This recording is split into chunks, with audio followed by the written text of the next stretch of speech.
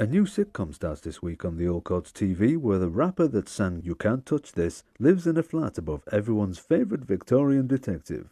That's Holmes Under the Hammer, Wednesdays at 1 a.m. Now, here's Caroline Bay. Caroline Bay. Too late, you're here now. Caroline Bay. Might as well stay for a while. Why not embrace the slow pace and replace any traces of places and faces with Caroline Bay. Relax and join us. Caroline Bay. Sit down, you're tired. Take a break. The plots are audacious, vivacious, salacious. Worst case, this showcase interface will misplace your brain. Outpace the rat race, erase your database, efface all your grace, be unlaced and debased again. There's no disgrace if the smiles were your faces. Make space in your homeostasis for Caroline Bay.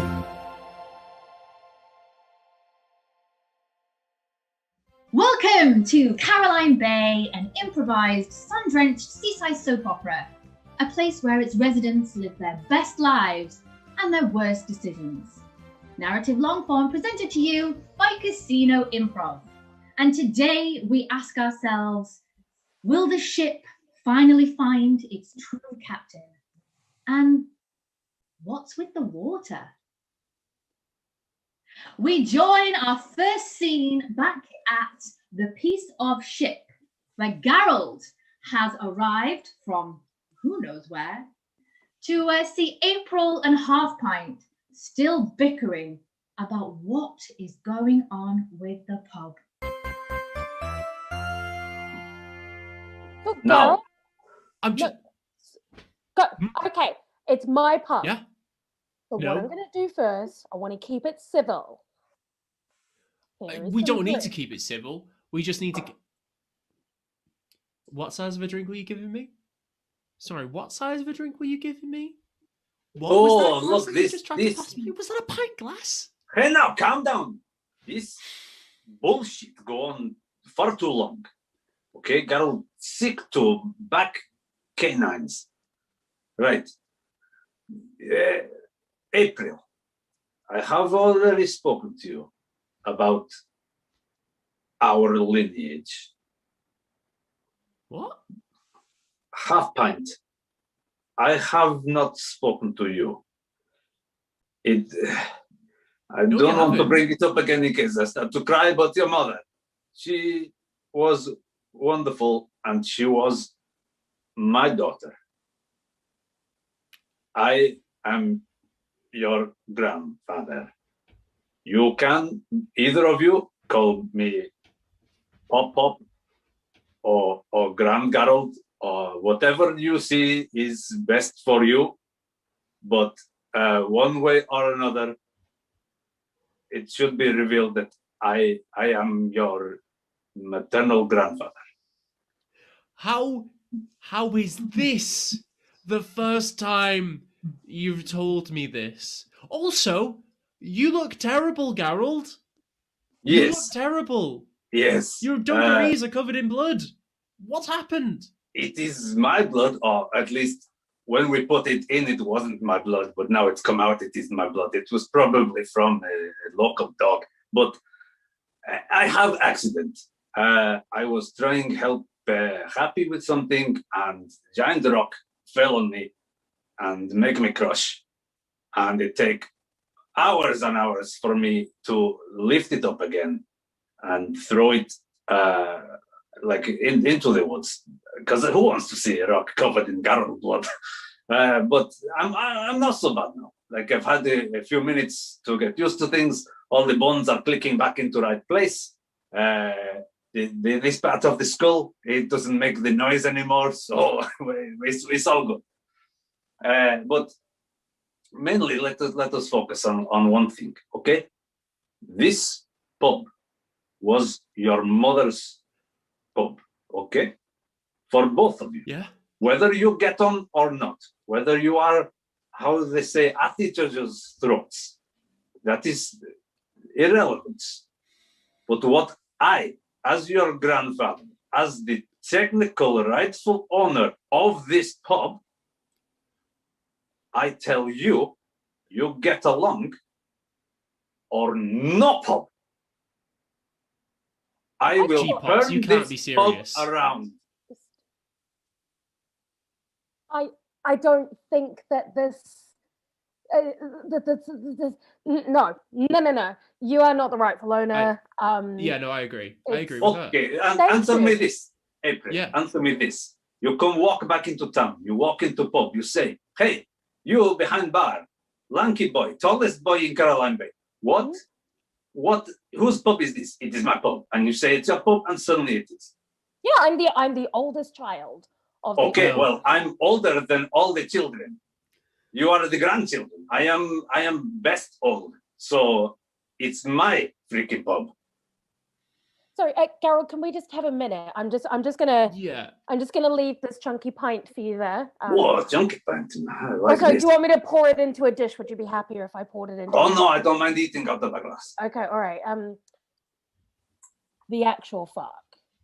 Yeah, he's immortal? Is that what I'm getting from this? Like he's like there's a lot that we have to unpack between us and our relationship with this strange man. i.e., am I immortal? Can I lift up a boulder with my own body strength? Is there some way that I can make my shoulder stop clicking like he made his head stop clicking? These are questions that I need to have that are just a bit too much right now. April, this man, it seems like he's trying to take the pub away from both of us. Well, I would rather it go to at least one of us. And also, My I am thoughts. grotesquely suspicious for anybody who just disappears without a trace and comes back. Could are you? be the thing that finally brings these two siblings together is their grandfather and their suspicion of? Who knows? Meanwhile, we find Happy on the phone, wondering what is going on with the water and everything else.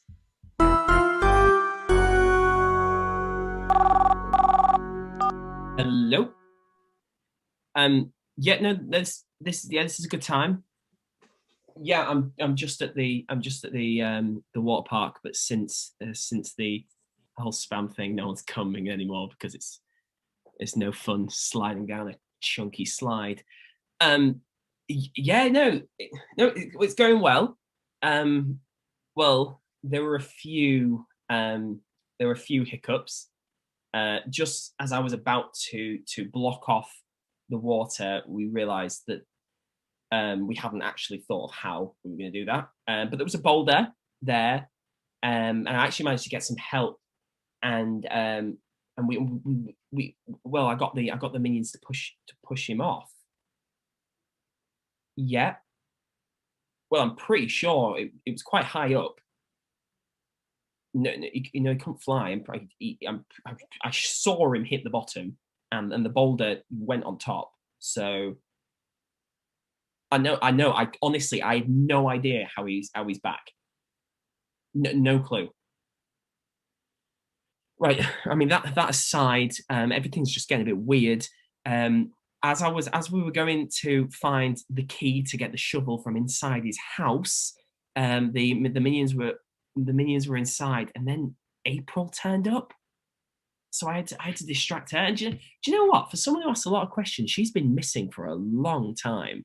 And I feel like I'm getting a lot of slack for being the shady one here. But in all seriousness, where's she been? I digress. Anyway, but long story short, there's been a few hiccups, but the water's slowly thickening. I think that pretty soon people are going to start to get dehydrated.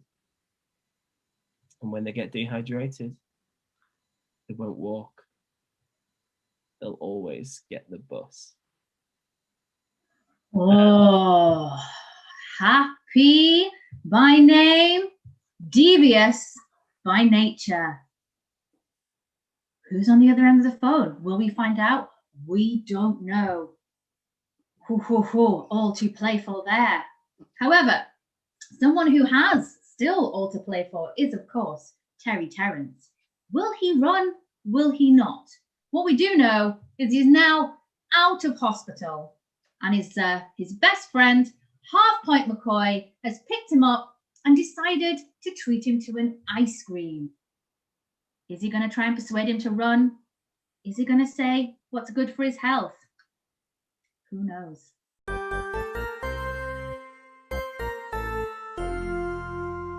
You're just looking remarkably well. I just want to say that, like, you've really come out the other side of this looking incredible. Look, honestly, right, the thing is, and by the way, thank you for the spam 99. I'm loving this, It's my pleasure. It's my just pleasure. You know, one week you get me the spam 99, one week I get you the spam 99. You know, it's just one of those relationships where I'm just very one happy. of these weeks, I will persuade you to try the Bovril drizzle on it, because the Bovril drizzle really makes it. Really makes it. I could be convinced. No, it does. Meaty and creamy at the same time. But no, you're right. I do feel better. And I think it's that, those injections that I'm getting from the doctor every week. I feel fitter. My legs are so much longer. And Terry, you're almost as tall as I am. I'm almost the tallest person in this conversation, which, that's something, isn't it? That's crazy. It's crazy. I just think that you're looking race ready to me. Yeah. Terry. It's fine. And I don't mind side effects. What are side effects? Oh, you mean the little nubs that have appeared on top of your head? Because I didn't want to say. Okay, I didn't want to say, but you can see it. Oh, you. Okay, yeah. You can see them, Terry. Because obviously, I want to do the fun run. I'm going to do the fun one. Think of the spam urchins, but obviously there'll be the test before it. And if I've got any, erroneous DNA, I won't be able to do it. Well, Terry, I'm pretty close with Happy. I think that I could maybe have a conversation with him to make sure that the results of that test are relatively positive. I don't think we do I want Happy having my DNA? I mean, I don't know, Terry, but all I know is that you have to do this. If you can't beat that bus, what will that mean for the town? What will that mean for the residents of Caroline Bay? You're not just running for yourself, Terry. You're running for all of us, because the rest of us can't be asked. No. And quite a lot of people are at least 1/4 wombat. So exactly. They can't because of the rules. Yeah. The rules are in place. No marsupials can take part in this race, which I'm pretty sure is what a wombat is. Probably. I've no idea about an antelope. Do they have a little pocket? I don't know. I mean, you'll find out soon enough. Too soon. So much confusion in just one place, including that of what it means to have a positive drugs test. After their little treat, Half Point McCoy joins his half sister for a bonding session at the horse bar to consider what their options could be in relation to Grandad Pop Pop.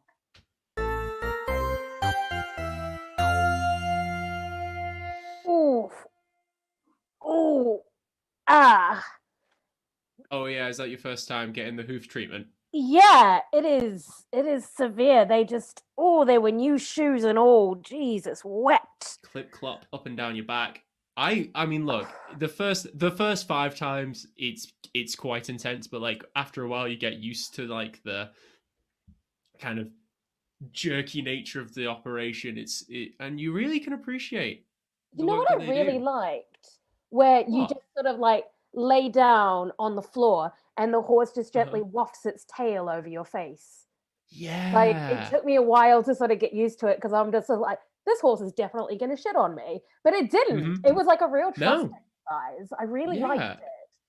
It kind of gently nudges you into the whole experience. The hey all experience. That was nothing. Hang on, come on. The minute you make jokes, it means that we're bonding. Remember, we just have a common empathy. You're right. And I hate you, and you hate me, and this is just the way I hate you. Yep. This is the way that it has to be for us to make this relationship work. Because I'm not emotionally open enough to let anyone new into my life. I'm really, really worried about the pub. Yeah. I think he's got quite a strong case to take it away from us. I was really delighted to find out that I had more family knocking about, but there is no way I'm calling him Grand Gerald. I did try calling him G-Pops once. I don't know if you noticed that. It didn't feel right. It did feel quite forced and just it wasn't. I think that it's insane that he's lived next to me this whole time, the whole time that I've been in Caroline Bay, and just not said it once. I do just want to say that. Betrayed. Yeah, I'm insanely like. How did he do that? How did he do that? Okay, he comes to the pub every day and eats grapes and olives. You know what I have noticed about him though? There was one time where I was accidentally spritzing down some of the water, some of the plants in the pub, and I accidentally sprayed him a little bit with this plastic bottle, and he hissed at me. He actually hissed at me a little bit, which I thought was peculiar. So maybe I'm just saying, if one of us is always at the front of the pub, and whenever we see him coming, sheesh. That's not a bad idea. What if we used some kind of catnip situation to make him go crazy? To get him to stay away from us? Sure. Maybe? Do you have a catnip guy? I mean, I could. Like, it would be weird if you said yes straight away, if I'm honest. Yeah, I'm sure that our combined research skills. I mean, I'm not like part of any kind of illicit networks of people who might, have a shady past and have connections with a criminal underworld organization that I'm not a part of. But maybe you do. Maybe. April. Okay. All right. Yeah. All right. Take the water bottle. It's in my bag by the lockers. I'm gonna get going. And I guess I'm off to find some catnip. Should we meet back at the pub in like 14 minutes? Yes. That sounds brilliant. Remember, I hate you. We're not bonding. I hate you. You suck. Ah, the love of a sibling knows no bounds or boundaries. And one must always ask yourself, if you don't have a catnip guy, do you really belong in a soap? But now we head once more to Gerald's house, as he is just there being Gerald, only to be joined by Happy, because it would seem they are now sworn enemies. No? Oh, look who has come crawling into the doorway that I built a little bit too small. Come on in. Yep, thank you. Gerald, how did you do it? How I do what? I have been racking my brain all day. I have built models. I have had loads and loads of tiny little Geralds, and I flicked them off that waterfall, and all of them have suffered injuries that should by any right kill you. How? Please tell me, how did you do it? Well, this old family recipe, basically, whenever you're not feeling too good, you go out into the woods. You strip down naked and you use your teeth to pull all the hair out of your body.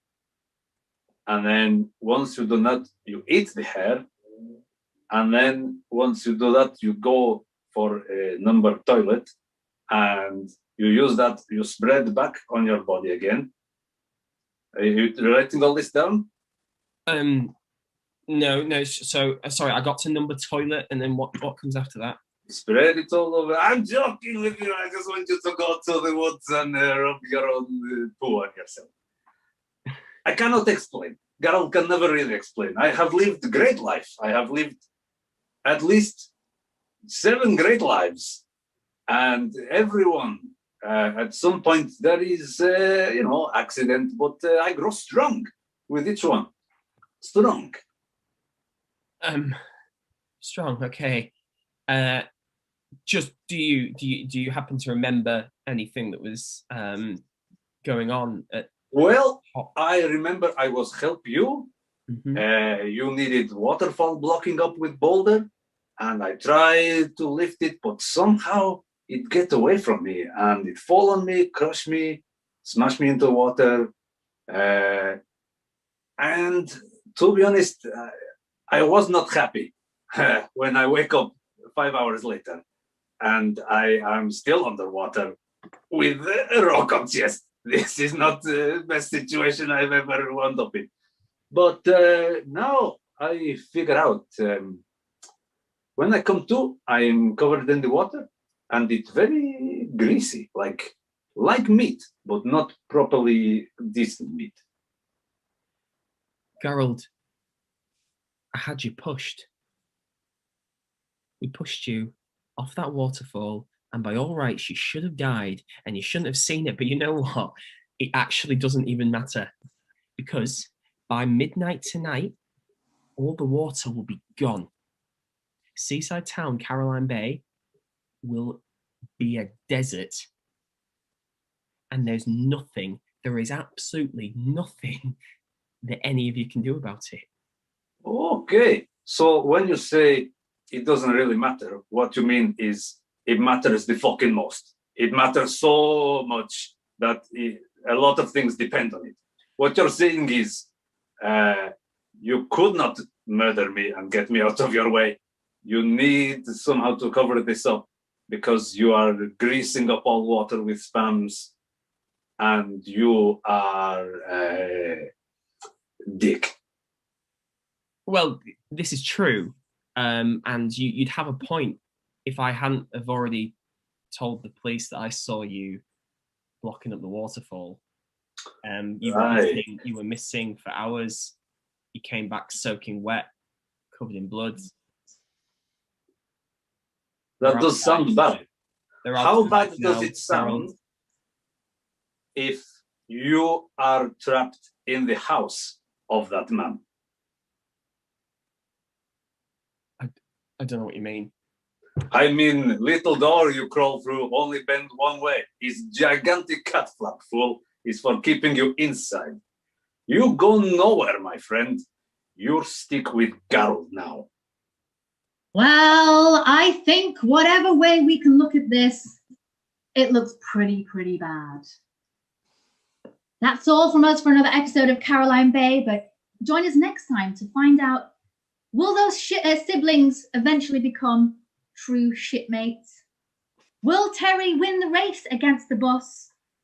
Or will the buses be the downfall of Caroline Bay?